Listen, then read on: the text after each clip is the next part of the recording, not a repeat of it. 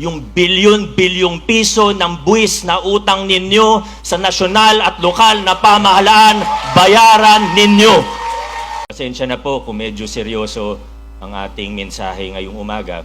Pero may mga bagay po na kailangan ko lang din sabihin para na rin sa aking proteksyon at sa proteksyon ng ating lokal na pamahalaan at sa lahat ng ating ginagawa. May mga bagay po na hindi ko pwede sabihin nung panahon ng pangangampanya. Kasi baka sabihin political motive.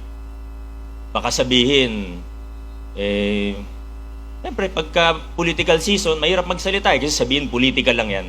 Ngayon, wala nang politika. 2028, hindi ako tatakbo.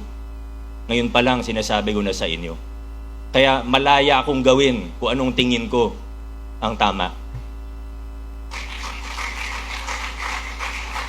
Hindi nyo masasabihan na may bahid ng politika.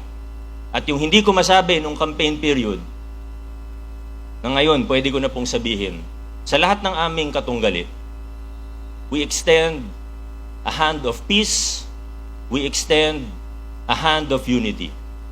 Kung maaari, magtulungan tayo para sa ikagaganda ng ating lungsod. Ngunit,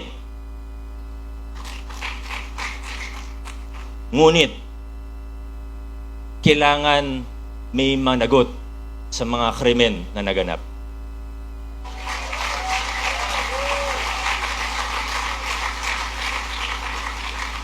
Una na po dyan, nag-viral lang yung building permit na yan pero hindi naman yan yung talagang problema.